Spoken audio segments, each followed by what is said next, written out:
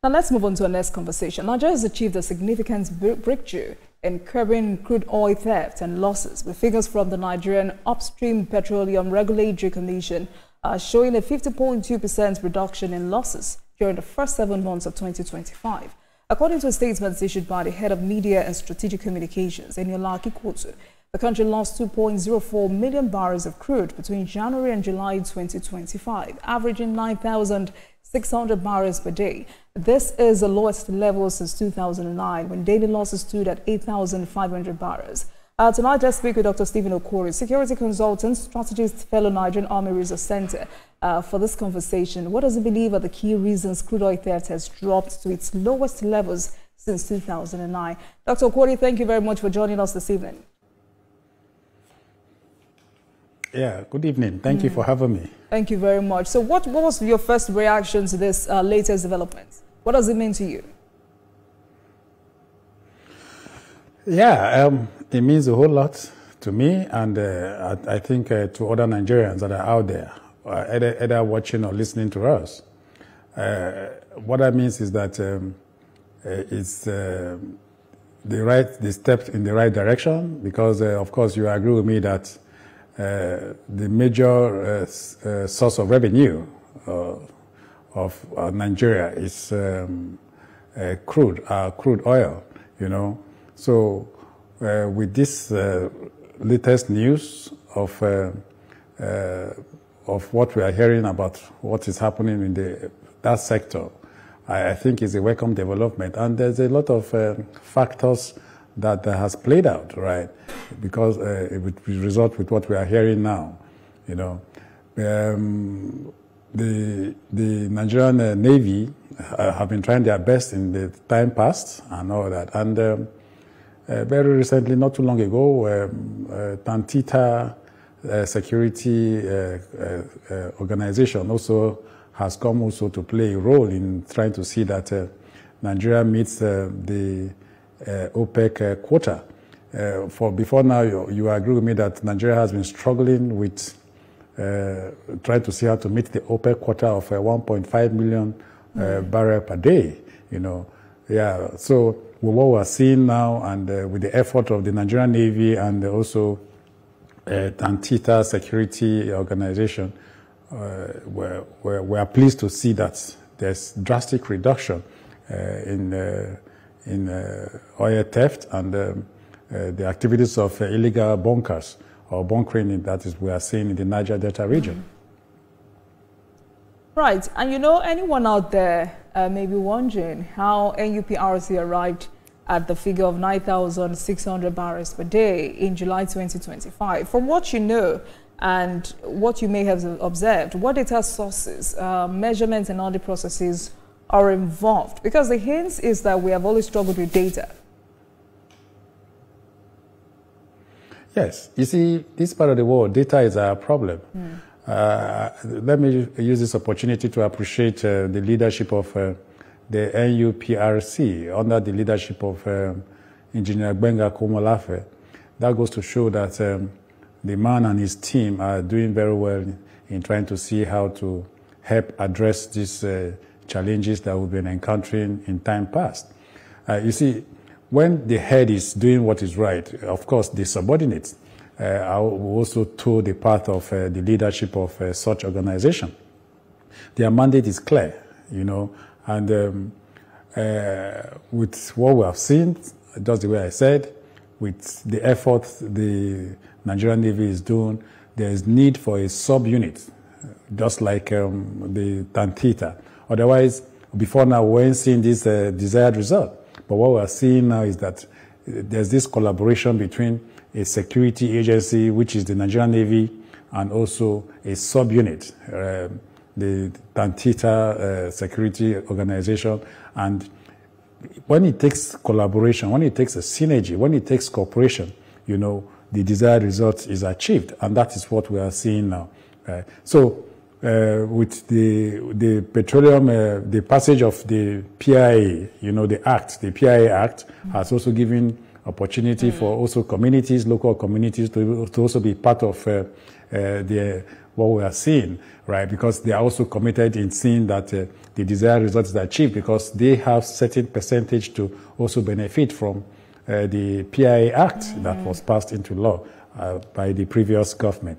So when communities are engaged, when you bring in certain arms of some setting of organization or structure to see what the conventional security agencies are doing, we will get the desired result. You and I know that the conventional security agencies cannot do it alone, right? So they need the collaboration, the support of other structures such as the Tantita Security Organization, and also the communities where these oil exploration also take place, right? So it's a collaborative thing. All hands must be on deck, and to the glory of God, what we are seeing today under the administration of President Bola Ahmed Tinubu and the leadership of NURPC of Engineer Gbenga Komolafe, we are seeing what is desired and the desired result.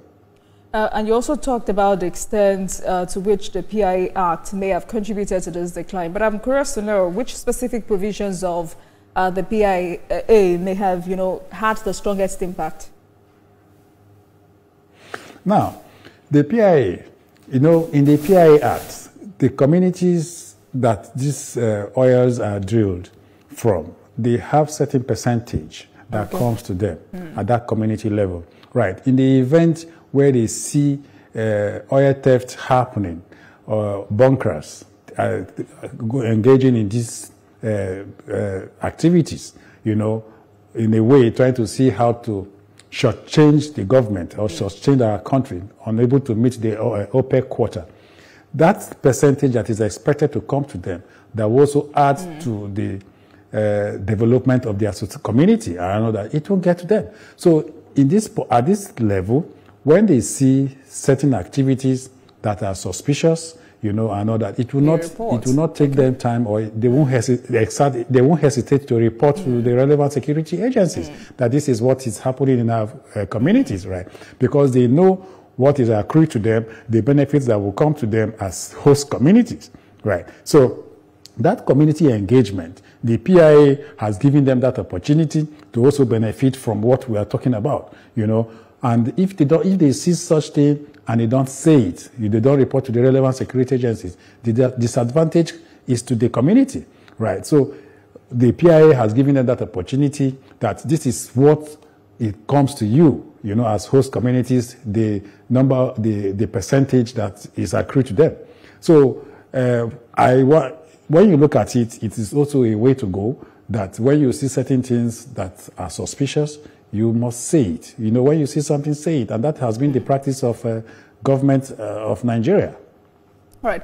And the NUPRC attributed this gain to a mix of stronger regulatory oversight, security collaboration, and community engagement, all of which we've talked about in the last few seconds, between January and July 2025. But how confident are you, Dr. Kwori, that this drop is sustainable as opposed to a short-term fluctuation? Yeah. Do you know why?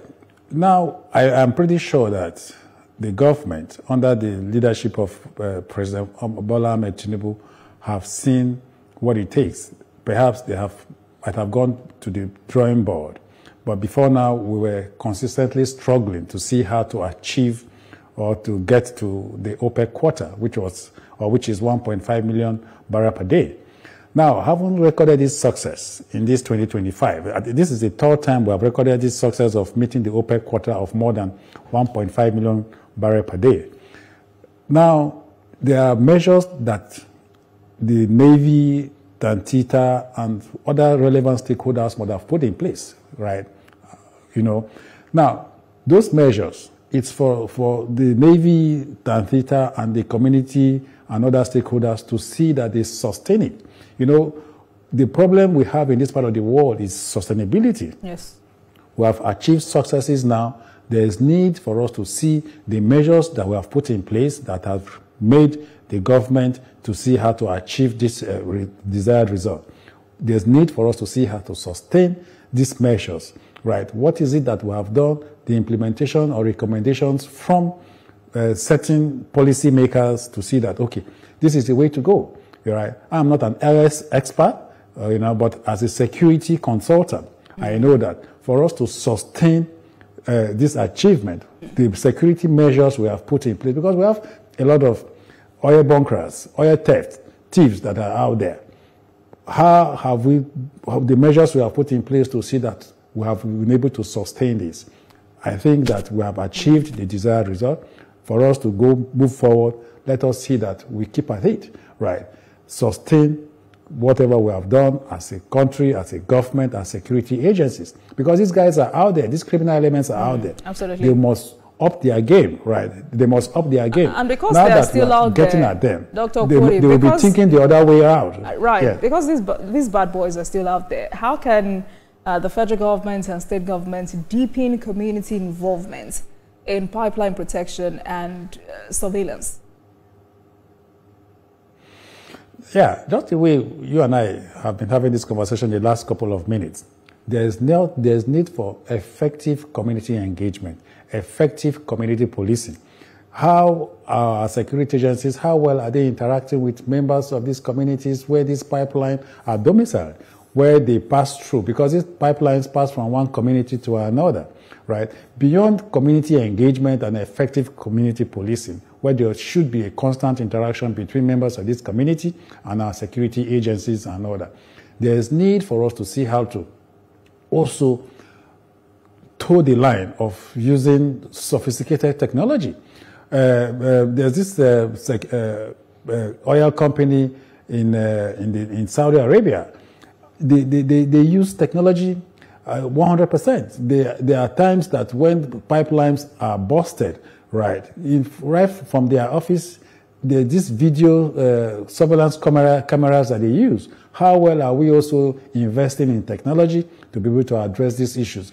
We mustn't rely completely, using other means or factors like engaging the community and investing also in effective community policing.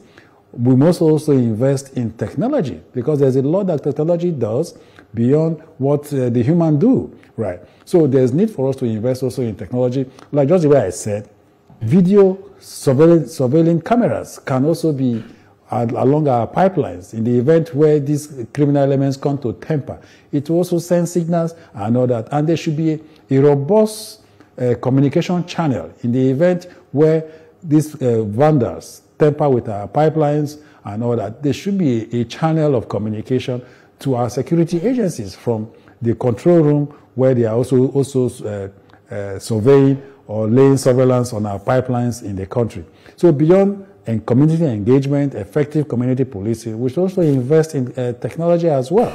I think with that, we can also get the desired result by protecting our pipelines and seeing that these criminal elements don't temper with crude oil that will also affect our source of revenue.